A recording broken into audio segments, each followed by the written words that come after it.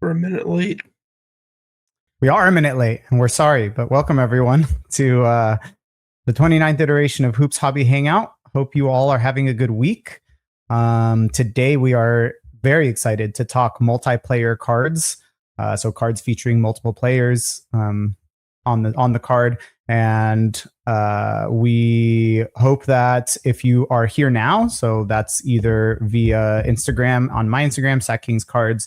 You want us to move over to the Hoops Hobby Hangout Instagram, make sure to give that one a follow or encourage others to do so. And once we get to 1,000, we can share there as well, or go live there as well, or on YouTube via Hoops Hobby Hangout on YouTube. And the QR code up in the screen if you want to join us to share your cards. We have lots and lots of cards to share ourselves, but also from those of us who are from those who have shared with us via social media over the last few days. We're missing Ryan again this week, but happy to be here with Adam and Steve. So before we jump into the talk on the multiplayer cards, how you guys been? What's the updates?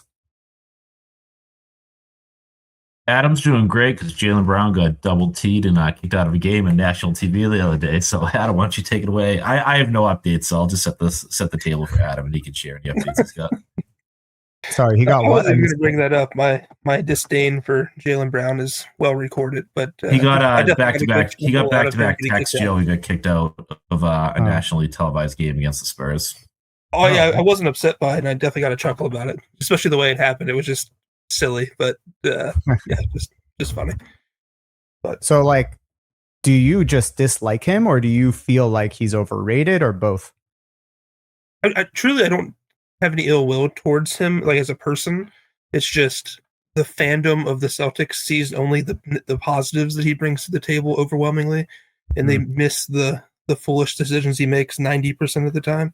Okay. And I get hung up on that when it's like he's not the 10th man on the bench and he makes a good play every now and then. For the majority of the season, he's going to be known as the number one option we had, and he has played better this year than he has in years past, with giving more of a role to him. But there's many times where he's the number one or number two guy, and you see him make the biggest boneheaded decision on the court, and you're like, how's that possible? You're a 10-year player, and you're supposed to be the star of the team, or the second option on the team.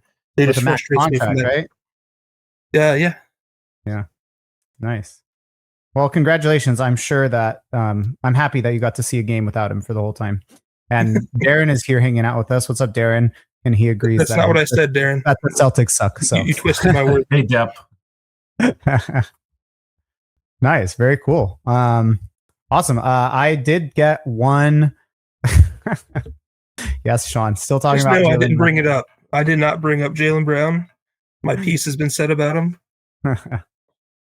I think as long as you're here, we're probably always gonna have a running joke about Jaylen Brown. It's fair. We'll see if the Celtics win it all again and he wins another Finals MVP. It's gonna be tough to argue against him.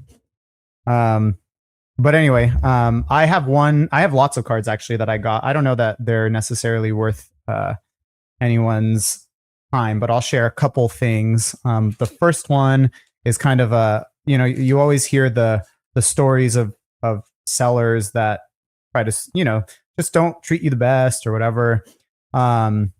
And I got a story of one where the seller actually did me right. So I want to share that. So it's a really cheap card, actually. It's probably a player that most people don't remember if they ever knew. Trying to get it out here of the shipping contents. But it's Topps Triple Threads. I think it's 0607. 0607. Quincy Doobie, RPA. Obviously not a card that anybody probably even knows, or a player anybody even knows. Let's see if we can get that focus. There you go. But I mean, I think it's a well-designed card. It's the patch RPA out of 25. And it's got the cutouts with the patch in the middle. It's got the RC, like rookie card cutout with a basketball cutout in the middle.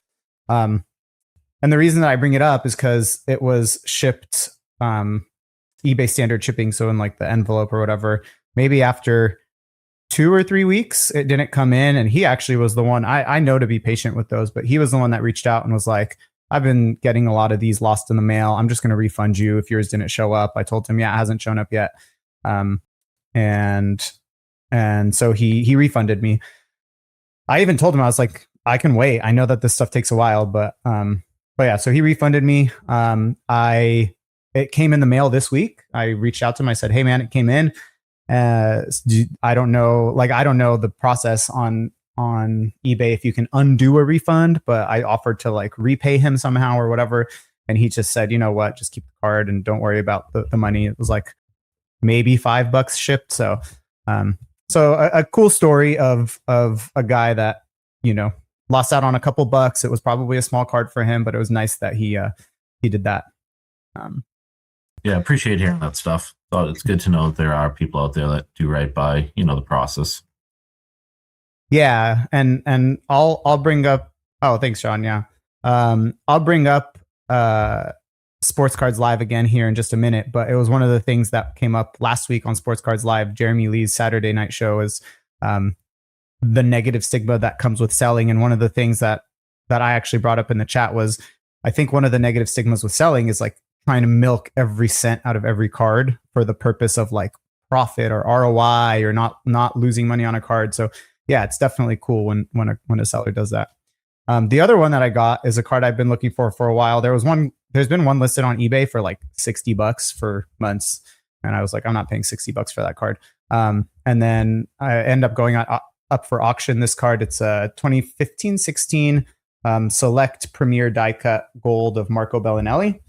So it's the first year of the premieres. I think before that, they didn't have the premier courtside concourse breakdown. So it's the die cut that kind of looks like a shield, and it's kind of a nice bright gold of Marco Bellinelli. It was his one season with the Kings, and I didn't realize this until I got it in, but his jersey number with the Kings was 3, and I think with the Spurs too. And so this is jersey number 3 out of 10. I thought that it went for more than I was expecting it to go. So I don't know if I paid like a jersey number premium, which I actually like. I don't care for jersey number, but I was like, I haven't seen it I haven't seen one that was affordable for a while, so I just jumped on it and I paid it, and so yeah. But I really like. Someone mentioned, yeah, Sean mentioned he loves the die cuts. I love the premier die cuts. Like the premier die cuts to me in Select are probably the best designed selects from the whole like trilogy of concourse and courtside and stuff. So I love the die cuts. And then Darren mentioned that Triple Threads 0607 is crippling for a player collector. Are there a bunch of different versions? I think I've seen like a ton of variations. Oh yeah, there's multiple 101s in different colors, and they never pop up, so people think, oh, I found a really slick like 101 of Paul Pierce, whatever, and they'll buy it, and then people will be, you know, they're messaging them saying, well, just so you know about that 101. There's 101s out of 3s, and there's different like cutouts for the windows. There's different foil colors, you know, black short prints, green short prints, etc. So it's a pretty large checklist and everything. It's kind of like what Leaf does now with some of their autos and relics. That everything's a short print, but there's multiple iterations of all the short prints.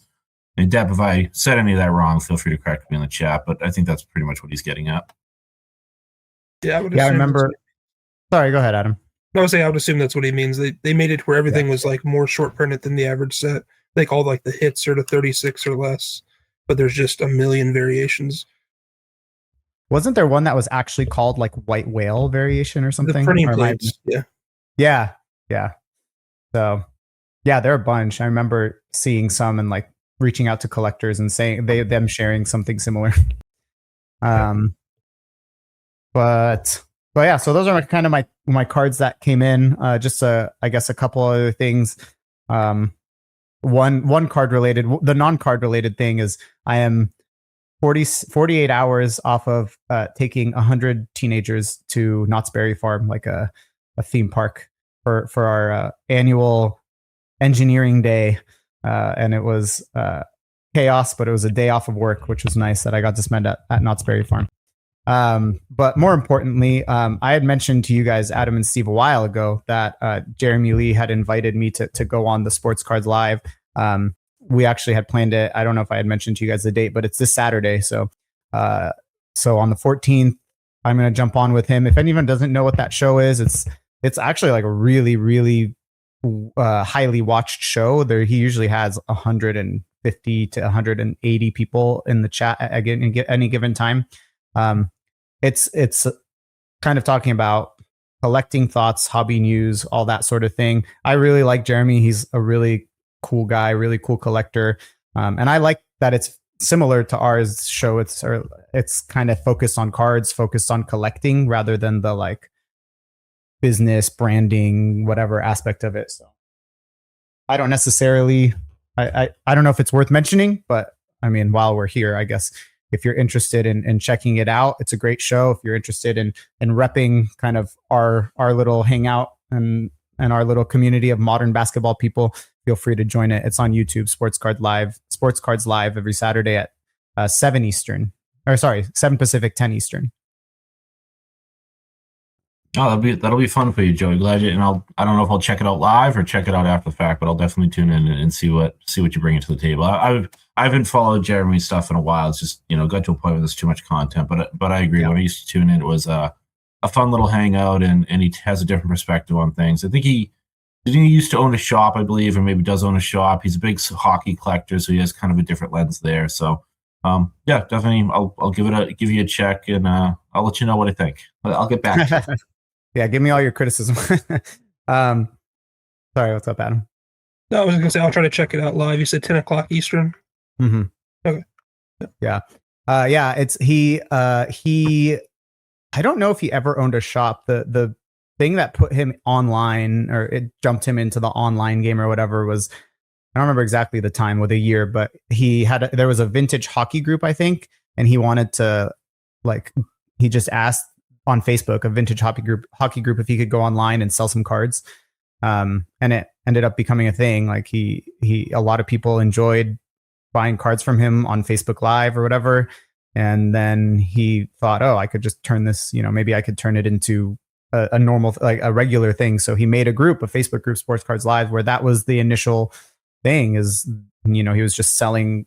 It was a place where you could sell cards live. Well, kind of like a Whatnot, I guess, but that was kind of the idea. And then eventually he thought of taking that over to YouTube and kind of just turning it into a more of a content thing. So that's what it turned into. And I think it was more of an hour or two with a single person, but then it developed a year and a half ago or whatever into a similar to what we do, but it's kind of his show he hosts, and then he has regular people that come on every week, and then someone like me, or he just has different collectors every week that come on, and he has like rotating spots or whatever. And it's usually whatever topics he wants to talk about that day, or that week. And then they cycle through, and everyone kind of gives their thoughts. The chat gives their thoughts. He's great about like highlighting chat opinions and chat other collectors and what they say and stuff like that. So yeah,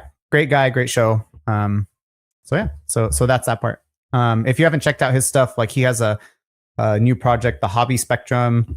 He has a book that just came out. If you want to check out his stuff, it's called Pops and Comps. I don't know if that's representative for what we want to talk about here, but it's, I haven't personally read it, but he does great stuff. So anything else you guys have before we jump into the topic? It's a big topic today. I got a couple of pickups I was going to share. Yeah. I've been trying to get a Porzingis card. I know I normally collect legends and stuff. Obviously, winning the championship, I've been after one. I finally got one the other day. Nice. Flawless. Nice little game used flawless patch auto there. I like it. Yep. Celtics, of course. 24, 25? Or 23? 23, 24. Gotcha. And then I got one other one. I think I showed this set once before, but Ultimate Archetypals. Elijah one is one I needed and popped up. Love that set. Are you chasing the set, Adam? I'd like to, yeah. I don't have the West, and that's the only other big name in the set that I'm missing.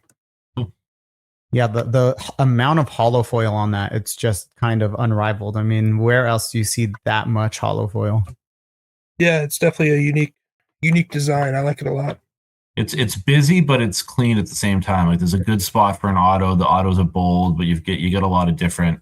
The foil obviously catches you, but you've always got like the image of the player fills up a lot of the card. Like it's a good blend of not something you see in an autograph set often, where it's that well blend of an auto spot, but a good design card. Yeah, those are great pickups. Let's see. Sean mentions that the jersey numbered Porzingis from your patch auto set is on ComC. Ah, they can't get there. Oh, yeah. Good luck. If it's a flawless and it's on ComC, it's probably under ownership of this one specific seller that is not very fun to deal with. Is there a flawless monopoly on ComC? Yep. Okay. Of patch of game use NBA and NFL patches, and at one point I did the math because you can actually sort by sellers on ComC, and at one point for the two sports he had like 85% of the population on ComC, and his prices are. I part of me really thinks that he just loves flawless and he uses ComC to like post his collection. Like it's that rigid of a seller. Wow. So if it's anyone else, Sean, then keep working at it. If it's that one particular seller, then Godspeed, sir. I don't know how well you'll do with that unless you want to pay full price for it. Do you know who that seller is? I don't know if you're avoiding saying, but I believe he goes by user handle Tomac, TOMAC. We've got the right seller in mind. That does sound like a familiar name that I've seen. Okay, cool. Awesome. Well, let's jump into. Oh yeah, he mentioned. Sean said it's Tomac 16. So good luck to you. All right, so let's jump into the multiplayer card topic. It's cool because I know, Steve, you kind of do a lot of Celtics and Crowder collecting. I'm obviously Kings collector. Adam, you're all legends all over the place. So we kind of have some different perspectives. Again, just another reminder, if anyone's here right now, QR code, I put the link at the top of the chat. I'll put it back in again if you want to click on it and join in and share cards. And we have some from Instagram ready to share as well that people shared. But I guess my perspective or my question, I guess where we can start, unless you guys want to take it somewhere else, is kind of like, how do you feel about multiplayer cards? And I guess, Adam, I'd want to start with you because I think for team collectors, it's kind of cool. I think that's obvious why it would be, but you don't collect a specific team. I know you kind of lean towards Celtics for some things, but kind of where do you feel like they fit in your collection? I've always loved multiplayer cards. Obviously, they have to make sense though, because like I feel like for a long period of time, most of the ones you saw were a rookie paired with a legend at a similar position or from the same team or something like that, and those are like feast or famine. You can get lucky. Like, as an example, I have like an Adrian Peterson in football that's signed with LaDainian Tomlinson and Emmitt Smith. That could have been Kenny Irons in 07. And that would have been a horrible card overnight, basically. But we got lucky, and Adrian Peterson became a legend and fit the bill. But like those are pretty tough. But when they do make sense, or they tell a story, or they combine two different legends or two different players that have a storyline that kind of is cohesive with each other, I think it's like the perfect card, and I love them. So, do you kind of have a preference one way or the other between something like that, where they're greats that are connected from different eras? Do you prefer them to be contemporaries of the same era? Does it not matter to you? Kind of all of the above. It just depends. So, like, try to think of an example. Like players that all played were contemporaries with each other in the 60s, being together is really cool. But then it's also really cool if you have like the same position or a player that is like maybe mimicking another player and having them on the same card. Like I have, as an example, like a George Gervin, Kevin Durant dual autograph. People say Durant is like a modern George Gervin. So like that's kind of like a cool kind of comparison. And then you have things where it's like you have a legend and then you have a rookie and then you have the two of them together and it becomes a successful player or whatever. And that works too. And it doesn't have to be a contemporary, but I think that makes sense for me anyway. Nice. I know you mentioned, sorry, go ahead, Steve. No, I was gonna jump in and just build off that a little bit, because part of what made me think about this topic and throw it in our private chat is Adam's been a big influence on me enjoying multiplayer cards, specifically autograph cards, because one of the very first conversations I probably ever had with Adam about our collecting styles was about autograph cards, right? And for me, we just talked about the Akeem that Adam has. It's like a perfect blend of a really nice shot of the player, some good foil, a large spot for an autograph, and I used to think of dual or triple autograph cards as just getting too busy, right? And I know Adam's got some UD Black cards that even have more than that, those many autos on it. And then, and I'm just going to show off cards while we talk.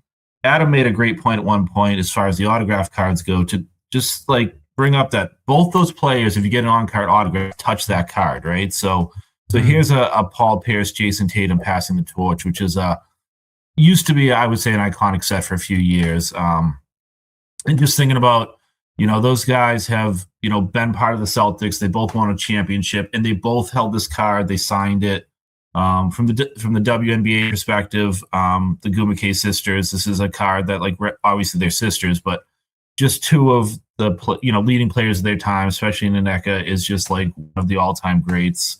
And then obviously one of my favorite cards in my collection, the Redemption Bird Magic dual auto, right? So I used to not be huge fans of cards like that. And you're going to be able to see with cards that I hold up, Adam has convinced me to spend decent amounts of money. So I've got a dual KG Pierce auto on card, a dual Larry Bird, Paul Pierce auto on card.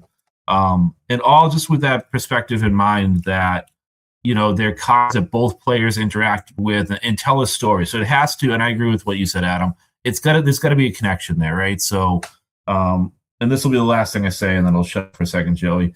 I brought a card that I don't like, right? And so this isn't an autograph card, but this is it's from 12-13 past and present, right? So the whole premise of the set was past and present history of the WNBA, or not W, of the NBA.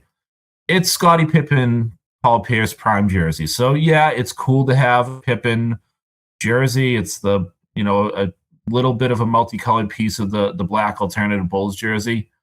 It doesn't do anything for me though, right? Like, it doesn't really tell a story. I guess they were both, wings that use their size really well, that were sort of more of that slower, more like use their size, their weight, their muscle to get around, but it doesn't tell a story. So this is probably not a forever card for me. Whereas something like a very similar card from the same year, I've got a Paul Pierce, LeBron James matchup, right? And I wish it was a Cavs card, because the second round of the 2008 playoffs in Game 7, Pierce and LeBron had one of the all-time great Bulls and NBA playoff history. LeBron has talked about Pierce being one of the toughest matchups he's ever had. So that tells a story for me. So, and plus, obviously, LeBron having a game-used patch from LeBron's really cool, but it's got to have a connection. So I have a little more leeway with the autographs because the players interacted with it. Patches, I'm very rigid on. It really has to have a strong connection for me to want the card. So just wanted to give Adam a shout out there, because like I said, a lot of my appreciation for multiplayer cards really comes from some of the stuff he's shown over the years. Yeah, Adam, nice work. Spending my money for me. Well, it's always nice when you get to enjoy spending someone else's money and doesn't take out of your wallet. It's rare that happens. I'll take it. Yeah. So Sean's weekly shout out at 12:13. What's up? What's going on, Drew? How you doing? I think what you guys said makes a lot of sense. I think you're right. Like the Pippen and Pierce, there's just not the logic there, I guess. And I guess I'll throw in that from a team collector's perspective, it's kind of the same, right? I mean, I could show you days and days of multi-Kings cards that I've got, and like, and it makes sense. Like, I'm just going to throw out random ones in a pile that I have here, like same sort of thing you're talking about. So this is a sticker auto, unfortunately, but it's like, this tells a story of 3 teammates, right? So 3 Kings teammates in the mid 2000s, and this tells a story of some, Stojakovic, Peja, and Sharif Abdurrahim, like teammates that played together, and it makes sense that you're like chronicling the teammates together. So I agree. I mean, it goes well. I don't know, Steve, if that affects or how that plays into your Crowder collection. Or is it kind of the same thing? Like, you probably pick them up. Do you pick up any Crowder multi? Yeah, I pick up any Crowder. I mean, obviously he's a role player. He doesn't have many multiplayer cards. He was in one set, and it's it's one set that I do appreciate because I think it tells the story of the hobby. So this is, I'll tell a funny part about the Crowder collection. So this is National Treasures 11-12. I don't even know what they call it, but authentic signatures. And then what this represents is they had one player from the 2011 draft class and one player from the 2012 draft class, both on the same card. And I think that's really cool because that was the lockout year. So they didn't have rookies in any of the 2010, 2011, 2012 sets, right? They weren't rookies. So they had the dual rookie class in 12, 13. So I think that's kind of a fun way to look at it. That gives it more of a hobby connection than it does player connection. But when I started going on Instagram and saying I was super collecting Jay Crowder, I honestly got more people sending me listings for Kenneth Faried cards. So having a Faried Crowder dual auto also fits my collection pretty well. But yeah, he has some and I'll kind of just challenge you a little bit, Joe, with like the Kings card you just put up. He's in some multiplayer patch sets that, with like Avery Bradley, Isaiah Thomas, etc. If I wasn't super collecting Jay Crowder, I wouldn't go after those cards because I would rather have an on-card auto for each of those three players separately in your case, or an Avery Bradley patch separate from a Jay Crowder jumbo patch and get like nice cards of each of them that maybe have larger patch windows or on-card autos. It really has to be a meaningful connection that ties the players together. And obviously them playing on the same team does. But like with ultra modern cards, like there's some of the really popular ones recently that have been like in Adam, correct me if I get the players wrong. I believe it's Al Horford, Jason Tatum, and Jaylen Brown all have Flawless, a triple patch. But you can also they all have plenty of jumbo patches in recent products, right? So I would rather have one nice patch of each of those that have all three players on one card with tiny little patch windows. So I see things just a little bit differently. And I guess it also depends on availability, right? So if the three players never had autographs and the only option was for a nice looking one was a dual or triple, and maybe it's a sticker, fine. But I do try and spread it out a little bit. And if there's options for, individual cards that can still represent the same part of like that team history, then I'll usually go for those. Yeah. I mean, it's an interesting point, and I think it kind of highlights the differences in approach we take to collecting our teams, right? Because we had talked, I think it was around the trade deadline, we were saying, if one of our team's players gets traded, it affects the way we collect in the sense that that doesn't affect me because I still want those players' cards. And you were saying, Steve, like outside of very rare instances, you will just keep maybe your favorite card or two of a player and then move the rest. So like for me, I say, why not get that triple patch of Horford, Tatum, and Brown, and then get individual patches too, But obviously there's only so much you can pick up, whether that's for space or budgetary reasons. But I think it's an interesting point. The one response I guess I would say is, I don't know. I think for me, especially if the write-up on the back kind of talks about those players playing together on the team, I feel like there is something to say, and maybe that's because I don't have necessarily, if I had like a display, and I have the display behind me, but that's like for my patch set. If I had a display of like Kings, and maybe I'll develop that, whatever. Right now I don't, whatever. Maybe that would be more appealing, displaying three autographs, like a Garcia, Bibby, and a Miller autograph full card next to each other would be more meaningful than the triple auto. But for me, again, I'd be thinking, well, why not have all three of them and then the triple auto next to them, right? It's fully comprehensive and encompassing. So, yeah, I don't know. It's an interesting thought. I don't know if you guys have other thoughts on that topic or idea or whatever. I like to talk pushback, but to kind of be in the middle there, I think the idea of if you can only have one, picking one or the other. I see Steve's point where I would rather have probably a singular card for each person if that was what it needed, because like if you do like the triple, you're still missing other key elements of like the championship. So that would be like, to me, kind of leaving some guys out on it. So I would probably prefer the single card, but I've always been kind of yes, I'll take another type of collector. So I'm not someone who's trying to keep it down to a minimum. Thank you, ma'am. Can I have another? Yeah, like I'm not opposed to having many multiples of sometimes even the same card or the same players. So it wouldn't be something that would hinder me, but I definitely wouldn't only have a dual auto for most players. So like in the Hall of Fame chase that I've done, I want an on-card autograph of every player singularly, and then I'll also have things in addition to that that make sense or tell a story or whatever it may be. But like the basis is I want a single signed autograph that looks nice on card, and then I build off of that if I really like the player, it's an affordable player, whatever it may be.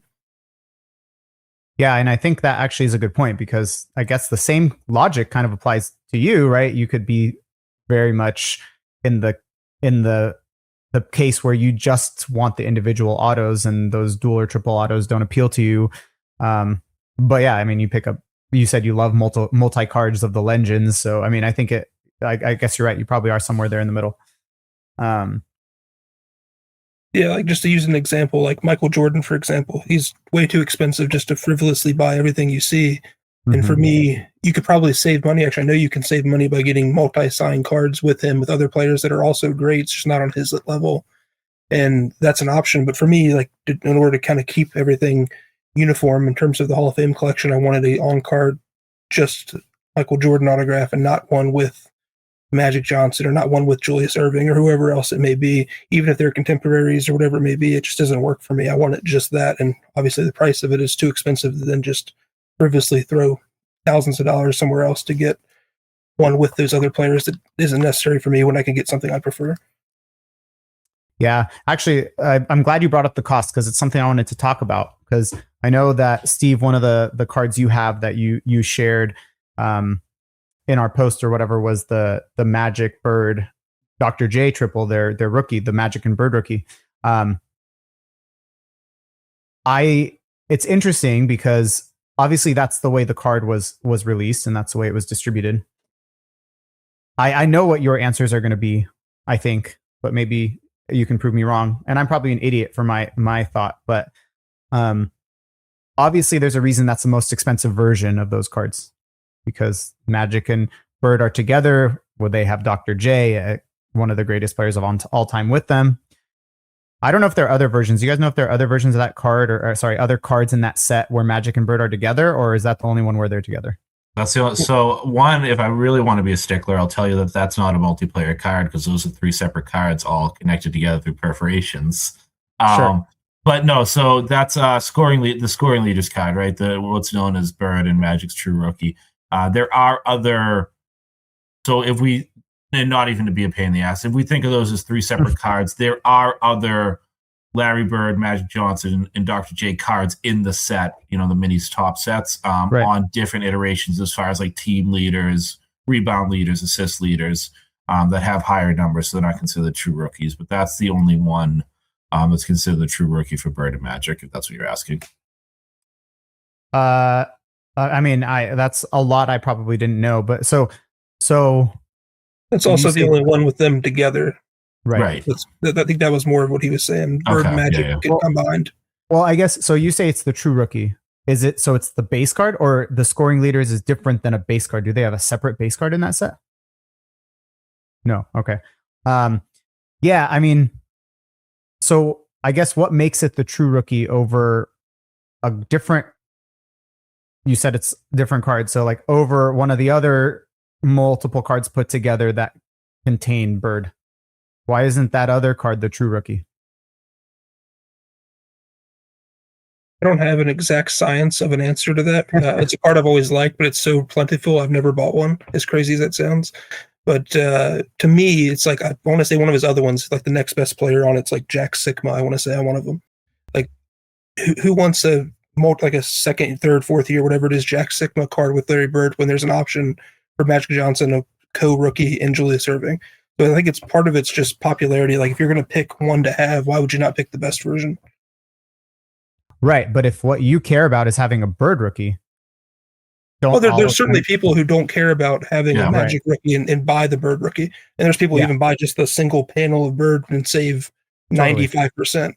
But which I think for me would be the way to go personally if I was looking for one. If that's all you care about. But like the purist in terms of the card, that's the way people are going to want it and always have and always will. And I understand why more people want it that way for sure. And I the same thing always comes up to me when it comes to personally Duncan autos, because Duncan has those. You guys can correct me if I'm wrong. Is it the 98 cosigners where maybe it's 99 cosigners where he's with such random people like Jason Elton Brand, I think, on one. Elton Brand on one. Jason I think maybe Williams, it's a Jay Williams. the Nets, Jay Williams, yeah, on another. And I'm like, dude, that's I those cards. I think I saw one go once, and I regret not buying it for like $180. Him and Jason Williams, and I don't have a Duncan auto. I would love to have a Duncan auto, and it doesn't matter to me if. Oh yeah, there you go. I mean, that's probably not one that's going to be cheaper. The Duncan and Gervin. It's not. I just you were saying it. It was sitting on top of the pile next to me, so I had to grab it. Sure. Yeah, any excuse to show that baby off. So I don't know. I guess my question is, or I guess like my point is, one of the great parts of multiplayer cards, like you mentioned, is that they could make it cheaper. And Chris mentions in the chat, always go with the cheaper option. Like, again, sure. Are there some Duncan autos I would prefer from the late 90s that are probably triple the price? Yeah. I don't know that that's worth it for me. Duncan's not my main PC, whatever. But yeah, I don't know. Just some thoughts. I don't know if there's anything else you guys have on the cost and the affordability in some cases of the multi-auto, or if there's anything else to add. But for me personally, I would rather not have something than to buy a version that I don't prefer. So like sure. I went without a Jordan autograph for years, and I had ones that I didn't like over the course of that time, and I always sold them with the end goal of having one that I liked. Not just saying I have a Jordan autograph, but I have one I liked. So that's kind of how I view it. I wouldn't just buy a Tim Duncan autograph in the cheapest variation because of Jay Williams being on it. Even though it is cheaper and you do get a Tim Duncan autograph, I'd rather kind of save some money to the side and buy one that I really like that doesn't have kind of a sore spot on it, if that makes sense. Yeah. But on the flip side of that, when you buy dual autographs that are like really good combinations, like I have a Tim Duncan Shaq, for example. Nice. You can buy a Shaq auto for $100. You can buy a Tim Duncan auto for $700, $800 at the basis point, and that's probably like $4,000 or $5,000. So like the price just jumps rapidly when you start getting unique combinations that make sense like that. So there's definitely a huge premium for them, but at the same time, I think the premium is warranted when it's not something that's being replicated every day. And that's one thing that stunk with that one. I bought that card, and a month later, they signed him to Panini. So it kind of hurt when I was like, I thought I waited long enough. This would never happen. And then like instantaneously, like within like probably 2 weeks of me buying the card for thousands of dollars, it came up that he signed with Panini. So I'm like, of course, this is what I get. I waited 10 years to buy one of these, and right after, but it didn't sour it for me. It's at least a playing era card, which I do think is something I prefer as well, is getting a card from their era of being in the league. Sure. Yeah, makes sense. There's a conversation happening in the chat that will be maybe a nice segue. Steve, you mentioned that you were collecting the full set of the 1980 tops. Do you want to kind of talk about the conversation you and Drew are having? Yeah, it's just we were just sidebarring about the idea of buying single panels from that 1980 set, and you brought that up, Joe. And I've started and lost track of multiple times over the last decade or so of putting that set together, actual individual panels, and putting them in numerical set order.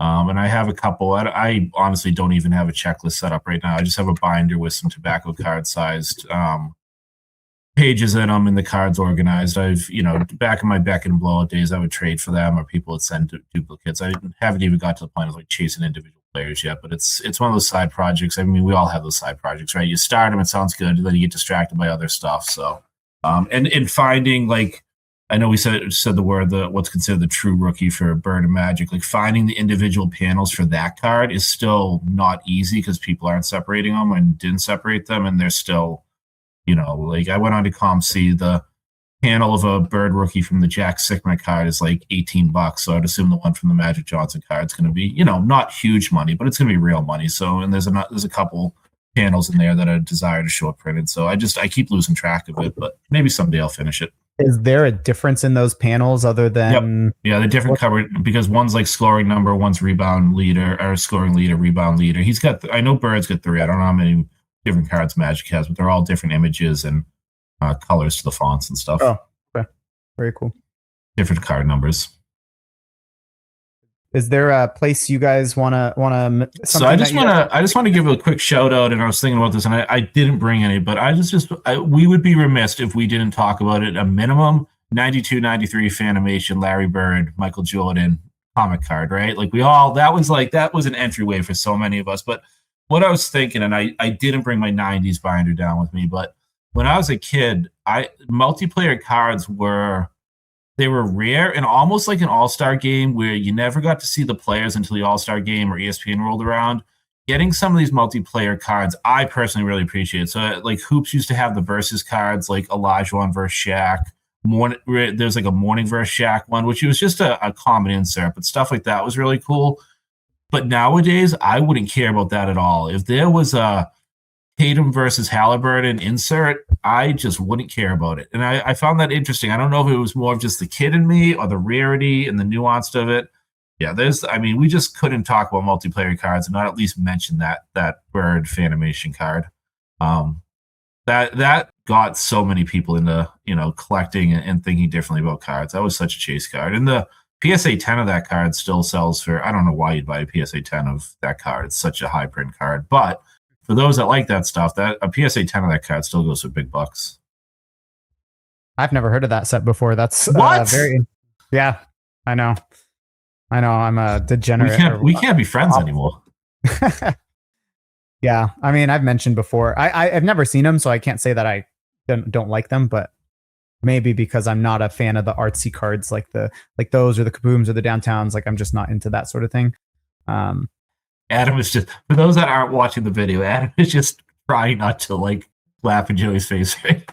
Laugh in my face. It's just funny comparing them to Kabooms. It's like completely different eras, and like the people who would be interested in that have no interest in Kabooms. I would say at a 90% rate. So it's just funny putting them together.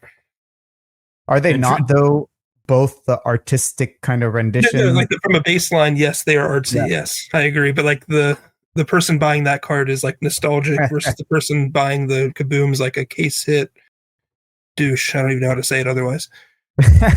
Yeah, but the thing with the Fanimation cards is you got to put it in context. So 92, 93, Shaq had brought, first, Dave Robinson and then Larry Johnson, then finally Shaq really was bringing eyes that were baseball collectors over to basketball. But we were also in I'm not a comic collector, but in my mind, a really hyped for comics as well and animated series on TV. So the whole thing was about sort of blending the comic culture. And it was only, I think, a 5-card set. I should know I probably should know all the players. I don't.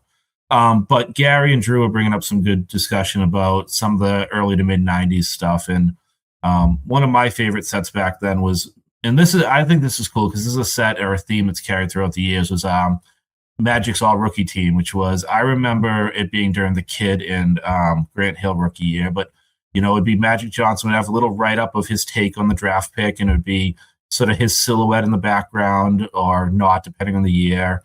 And then it would have the player featured. And then, Topps did, I'm going to misname it, but Topps did like Bird's all rookie team or Bird's autograph, where it'd be Larry Bird signing, along with Adam Morrison, our draft pick. And then we had Kobe's all rookie team when Hoops or Threads or whichever set Panini put it in. So those were always fun. And then, the Skybox Showdown series. That was a great one. 93, 94 Skybox Showdown, team leaders. So there was a lot of fun stuff in the mid 90s that were sort of in they were sort of like your common inserts in your hobby boxes. They weren't huge chase, but there were players that you just didn't see a lot of. You kind of heard, you read about in Beckett. So I think the early to mid 90s did some really nice stuff with multiplayer, just inserts. And I just thought we should, name that a little bit, because I know most of the stuff we collect is a little bit either more modern or higher end.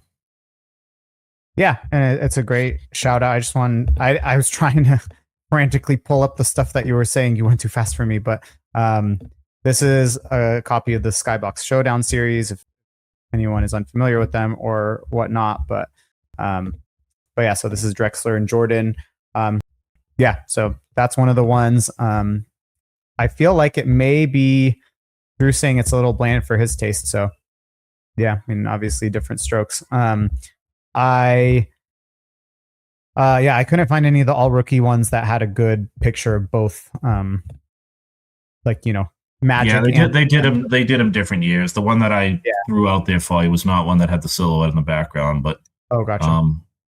And then I think I don't know if there's anything else we want to discuss. I do want to end this by just giving Adam like 10 minutes or so just to flashcards and we can all gawk at them. Joey, and then we'll go through the Instagram ones too. Yeah. I did want to let you know that I did bring one Kings related card with me. So this is an Upper Deck Black. Let's give you 10 minutes for that.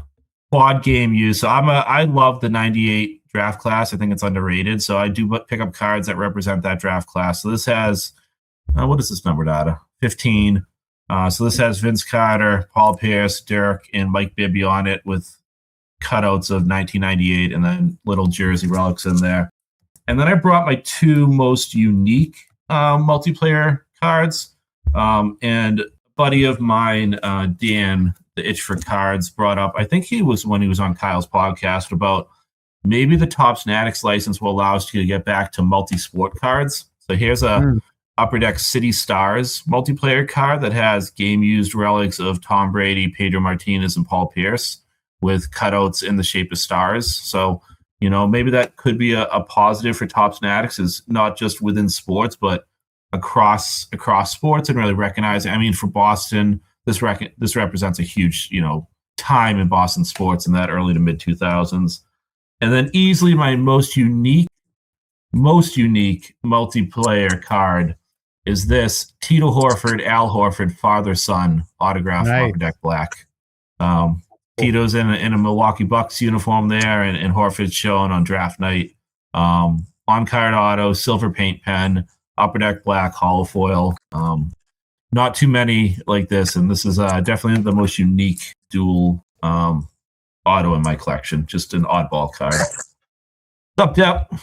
Hey, Darren? How you doing? I'm good, man. I know I'm late to this, but I figured I would play along. I love that Horford Black duel you got, Steve. I know. I think you're aware. I've got the Mike Conley. Yep. Jr. Well, yeah, it's one of my favorites. I can't compete with Adam either, but I figured I would.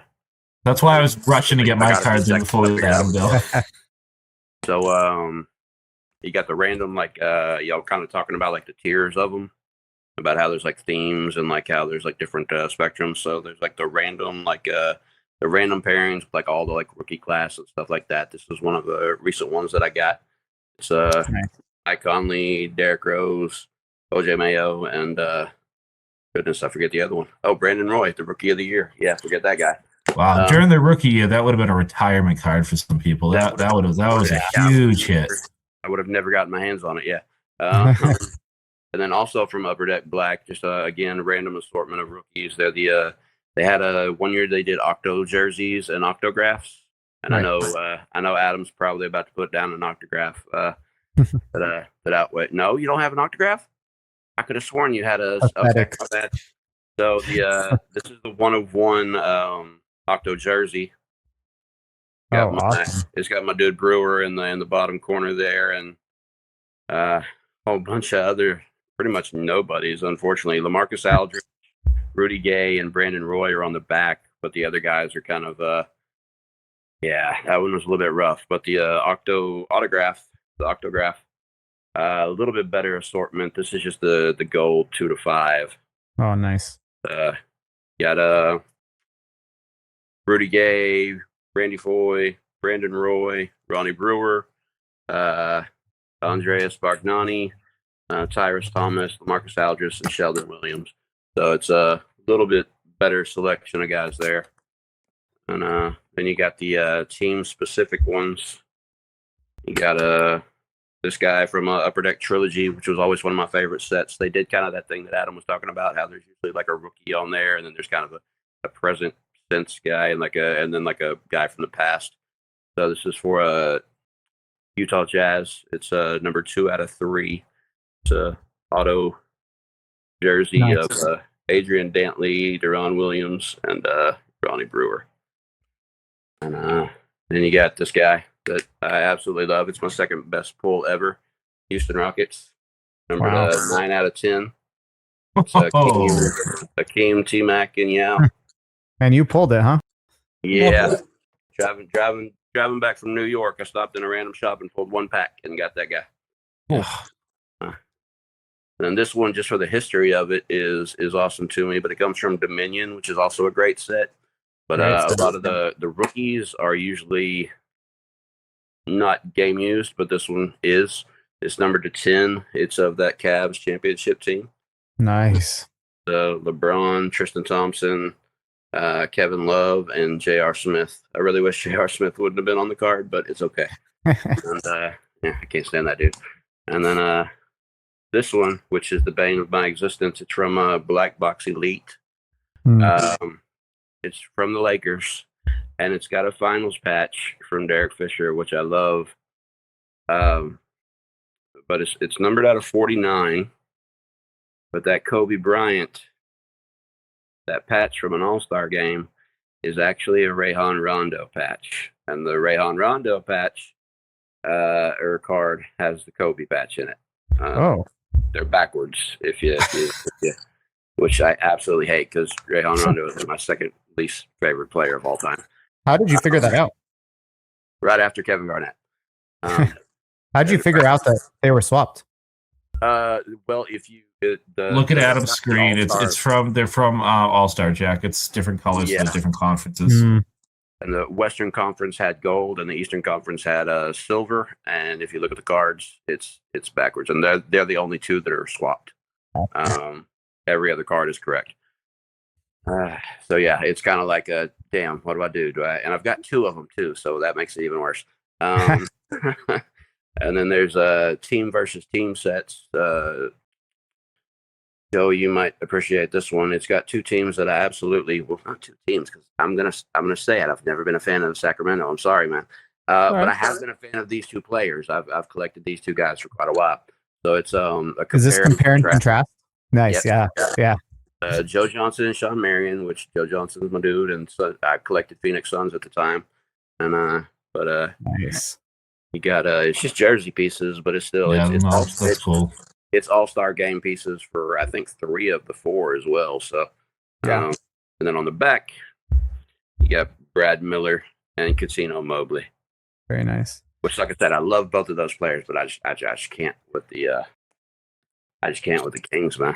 Can I cut in just to troll Depp a little bit, and so I got a team versus team card too. It's SP Game Used 4-on-4, and we got a nice relic from Kevin Garnett and Rajon Rondo right there on the front of this Paul Pierce jersey numbered card, and on the back we've got those going up against the Knicks. So just throw a little more Rajon for you there.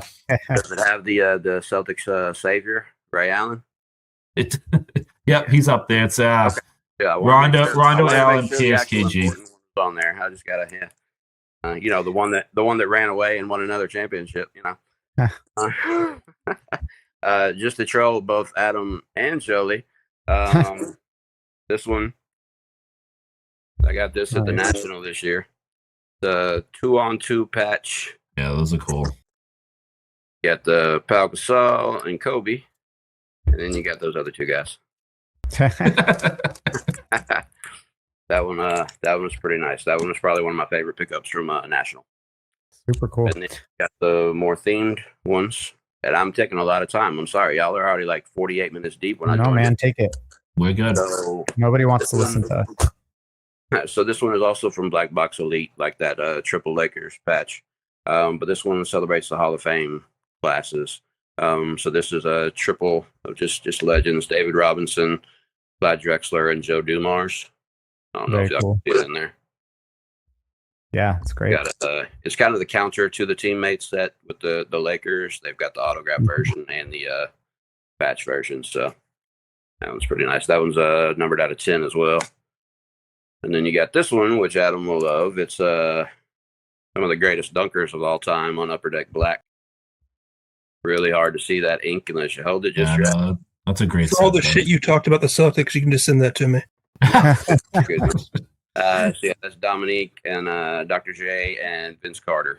And can't remember what it's numbered out of, 15, but it's like I said, that ink is hard to get a hold of in the light. But they're there. You've got such an eclectic collection there, Depp. Thank you, man. Adam has a good story about how he failed to get the 1 of 1. If you've never heard it before. And then the ultimate Lakers troll. They all won a championship with the Lakers. They're all high school picks. Numbered out of 35. Nice. Trilogy. Dwight Howard, LeBron, and Kobe. Yeah, that's very cool. It's a really cool kind of connection that they eventually all won a championship with the Lakers. Yeah, that's almost my favorite part, to be honest with you. But yeah. And then just for funsies, I got a football and a baseball. The co-signers, you can't ever fail with them. You got the Randy Johnson and Mike Messina. Kind of like that Tim Duncan and Jason Williams. Yeah, looks very cool. Earlier, but just better players. I like that they did that. Like that design was consistent across baseball and basketball. I like that they kept that because there's a couple of basketball sets that look very similar to that. Did they do the year where they split the card in half in multiple sports or no? You know how where they put like it was a horizontal card, but they split it right down the middle, and like each player got like half the card to sign, and it turned out kind of funky in basketball. I don't remember ever seeing. I don't think so. Okay, I wasn't sure. And then just to bring Sholey back in, we got a Patriots patch. I love absolute. The worst possible patch is on the Brady, of course. But yeah, you got Wes Welker, the White Larry Bird. You got Tom Brady and Randy Moss. Nothing wrong with that. Yeah. That's all I got, man. Thanks for sharing. I'm glad I got my internet working this time. No, I'm glad to have you here. Usually coming on. Adam gets to play this time. All right, Adam, take it away. We'll finish with their Instagram shares, but why don't we just open the floor to you to kind of just flex a little bit? Because I know some of what you'll probably bring up, but it's honestly it's a very well thought out blend of cards that you go after. I didn't grab anywhere near all of them. I can't do that to you guys, but I did grab a few things from all different kinds of edges of my collection. I wanted to start with a couple football cards. This one. Oh, very cool. Emmitt Smith, Barry Sanders. And then on the back. Oh, jeez. Oh, there's more. Okay. Bill Sayers, LaDainian Tomlinson. All game used. LT at the bottom? What was it? Is that LT at the bottom? LT at the bottom, yep. Okay. That's what I was thinking. His autograph is okay. And then my favorite card of all time happens to be a football card that's multiplayer, so I had to grab it. Walter Payton on the front, and then Barry Sanders on the back. Nice. That was like my grail for many years. Like looking in a Beckett magazine as a kid, that was the one I had to have. I ended up getting this around 2013, I want to say. I've had it for quite a while. But like Man, that's high numbered. Is that the 1500? Only the first 100 are signed. Oh, okay. Yeah, so 1,400 of them are just basically insert cards, and then 100 of them are signed dual autographs. I do think that to me, out of every card ever made, is my favorite any sport. Awesome. Now I'm collecting the following year of that set, but I'm not doing the duels because it's just ridiculous. But I'm just doing the single autographs.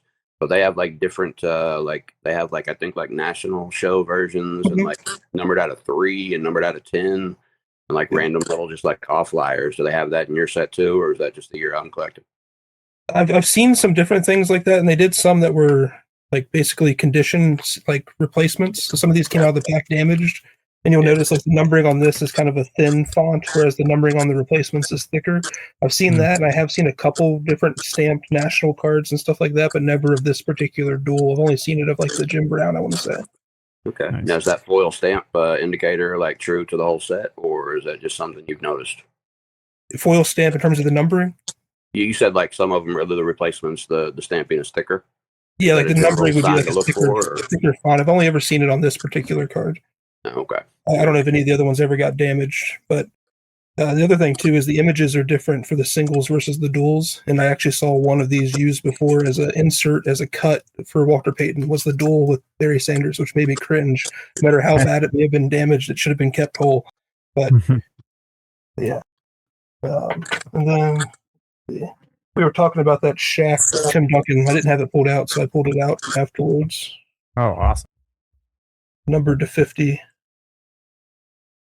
I mean, I know obviously it's because of the year it was printed, but I love that it's a Lakers Shaq auto with a Duncan just because of that with the Western Conference battles they had. Agreed. I wouldn't have probably bought it if it would have been any other Shaq there. Let's see. I've got a few things here. I think this is the same set you had your Rockets triple from. Yep. Russell, Bird, Pierce. I didn't realize those were acetate. Oh, that's awesome. Yeah, clear acetate. These are almost like so thick they're like glass. Glass, yeah. Yeah. There's that one. Russell Olajuwon. This was a little bit different play on it, but I really like these. The Russell That is a kind of very cool patches. twist. Yeah, those Bill Russell. I'm still looking for one of those.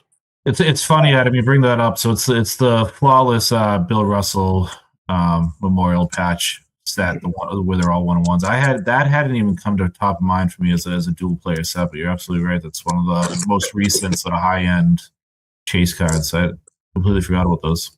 Yeah. This was like my first Russell autograph I ever got, like 2008. So 1-of-1 with Elgin Baylor. Whoa. It was very cheap back in the day, and I was very thankful I've had it for so long. Like I said, it was probably 08 or 09. I got this one. Man. Decent card, yeah. Yeah, it's not horrible. Let's see. Stuff's starting to fall over on it. Let's see. Got silver out of 25, Bird and Russell. Very nice. And then I've got the gold to 5 as well. They just keep coming. Oh hum. Yeah, like I said, I got stacks over here. So we can go a while. But Bird, Havlicek, Russell, triple. That one's a 1-of-1. Oh, Crazy. so just a 1-on-1. Another Bird, Russell duel. It's kind of another acetate backboard. That's cool to them signing both on the backboard like that. Yeah. Yeah. Let's see. I grabbed a couple booklets. I may have shared at least one of these before. But Yes, the booklets from Preferred. The Celtics one there. That's awesome. Yeah, Yeah. the teams. It's cool all the for a different team tags, collector. and then for Lakers, Celtics. Very cool. I'd leave those on my desk. I don't really post cards around my office area, but I leave those on the desk. There's nothing to really fade or anything on them. They're pretty cool. Yes.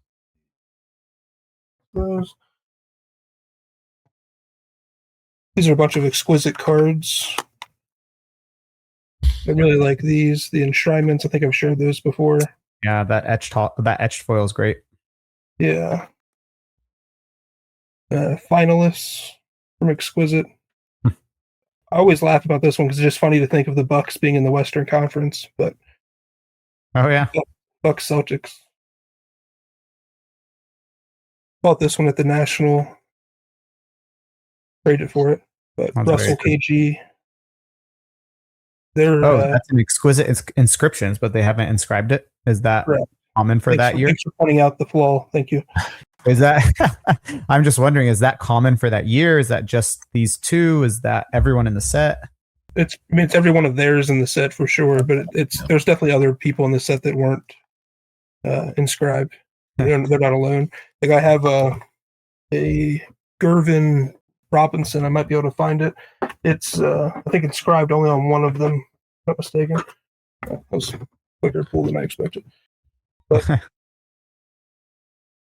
Well, I mean, he kind of gives like a Bible verse, but like that's definitely if he puts Iceman, he should put the Admiral, and that would have been so cool. But that would have been awesome. Yeah. That's a great card, though, those two. another one of those etched hollow foils. Awesome. Russell has 3 different variations in this. This one with Bill Sharman. He has one with John Havlicek as I drop it.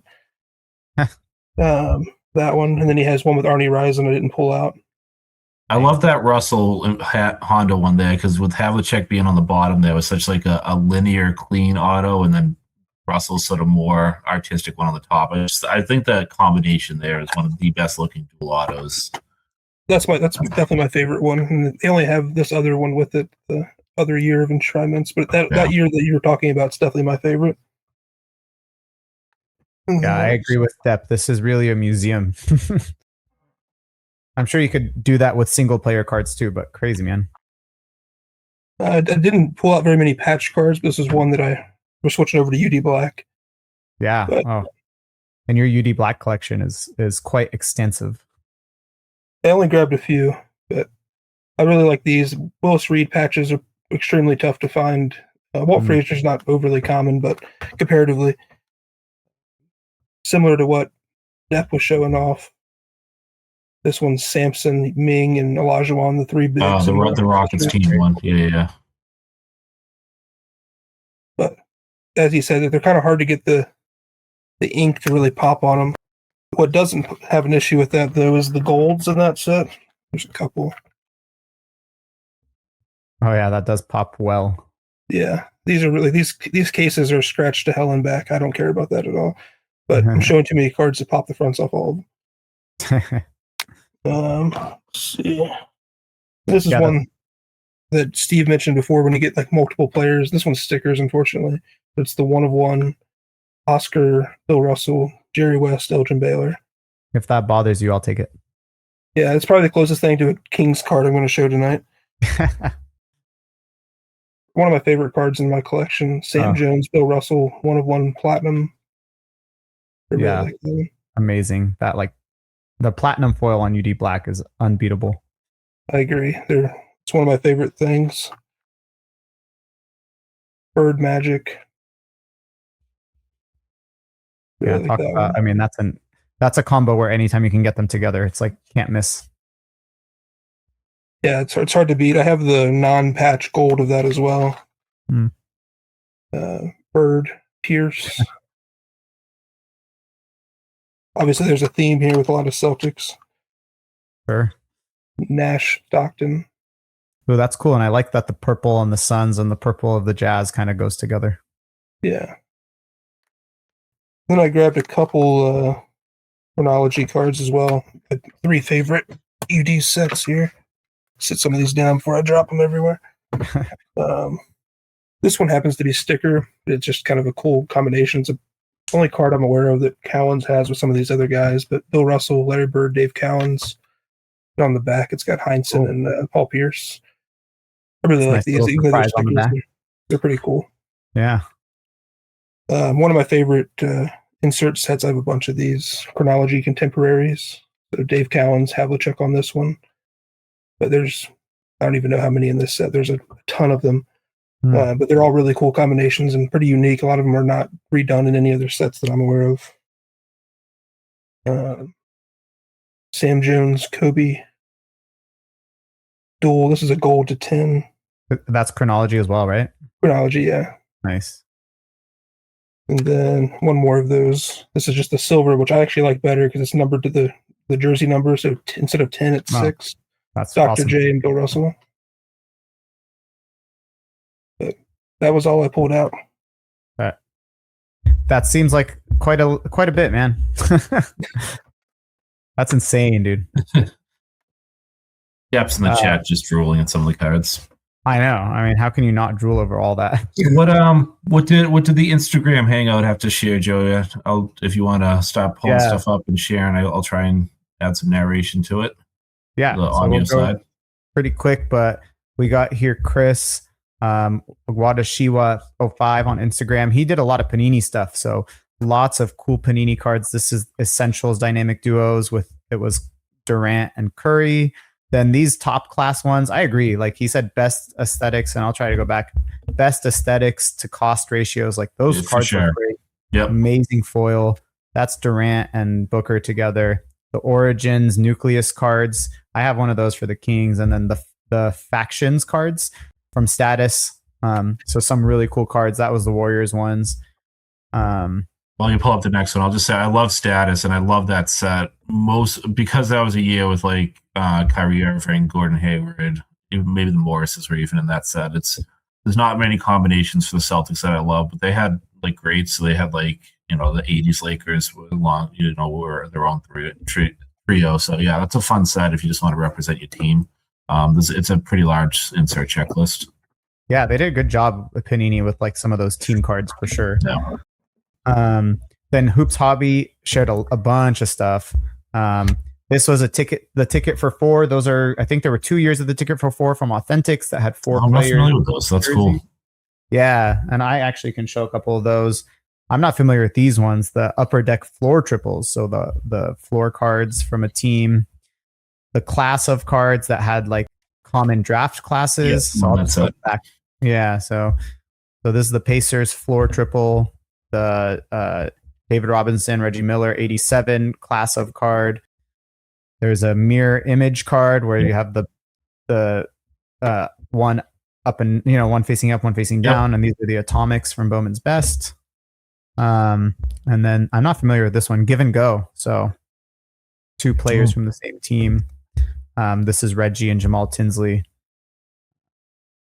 But just real quick before we go to the last one, I'll share those ticket fours. I have a couple because they're part of a Bibby collection I picked up, but it's cool because you see like again the contemporaries. So this is Bibby and Rip Hamilton on one side, and then Sean Marion and Kwame Brown. Is that on the other side? Yeah, Kwame Brown. So I don't know how related those are, but and then on the other one of them's 0203, one's 0304, I think. There's again Sean Marion, there is Shane Battier, and then Vince Carter and Bibby. I like Vince Carter and Bibby next to each other. Little Flair Authentics love. Yeah. And then the last one we've got is from Q's Cardboard. So Aaron, he's been here before. He's jumped on before. He showed some cool 90s ones. Sorry, I think they start over here. So some cool 90s ones. And he specified that they did cool stuff in the 90s with the college multis. So I'm not familiar with these, but these are like the collector's choice stuff. And then you can see like the 03 Matrix ones. We can't see anything because you're not sharing. Oh, geez. Thank you. Let's try that again. I thought I could go the whole time without doing that, but let me go back to those. So yeah, those are the college ones from the 90s that he mentioned. Yep. There's some fun stuff there. And then, he mentioned the shadow one. So he brought up like shadow cards. I'll go back to that as like a multiplayer card. So it's an interesting one. Interesting look at multiplayer cards. Like these are Jordan on the Sakali and the Douglas. And then I think it was Jerry West on that other one. So nice. So just some cool stuff there. I know we went through all that quick, but I feel like the last 20 minutes has been sharing some crazy cards from Darren, Adam, Instagram. You don't have any thoughts on before we go? I just think it's a good way to look at the depth of multiplayer cards and how they can bring a different angle to a collection. So whether it be helping you get relics of a player you wouldn't otherwise get, or represent a favorite matchup, or 2 teammates that worked really well together. And it's when you start looking at all the different cards that people have collected, you really realize that they've been, part of the hobby. I mean, we didn't talk about the 70s and stuff, but they've been part of the hobby, and they have been cards that people have appreciated for different reasons for many decades. So I thought that was a fun reflection. I know showing off cards nonstop doesn't always work and translate long term, but I think for this exercise, it really helps to kind of highlight the breadth of and depth of multiplayer cards and why they're fun. Yeah. Yeah, I would agree. I think there's like a kind of a stigma around multiplayer cards that a lot of people don't like them. I think because of the commonality of seeing them with kind of weird pairings or people who don't pan out. But when done properly, I think they're some of the coolest cards, and I think most people would agree with that if they just kind of saw those rather than what you see come out every year in new products where it's some random rookie and the best player on that team paired together. And that usually doesn't work out. But if you go and kind of look for the better combinations, there's a lot of them out there that are really cool and a really cool way to pair different eras or different players in different positions on the same team or whatever it may be. Yeah, awesome. I think that's a great summary and a good way to go out. So, of course, keep on sharing those multiplayer cards. We could continue the conversation elsewhere, and whether that's Instagram, hobby boards, whatever. Hope you guys had a good time kind of looking at the breadth that Steve was mentioning. Thanks for everyone that was hanging out in the chat. Chris, Darren, Sean, Gary, everyone that was hanging out. Have an awesome rest of your week, and we will see you next week for another hangout. See you guys. See you guys. Be well, everyone.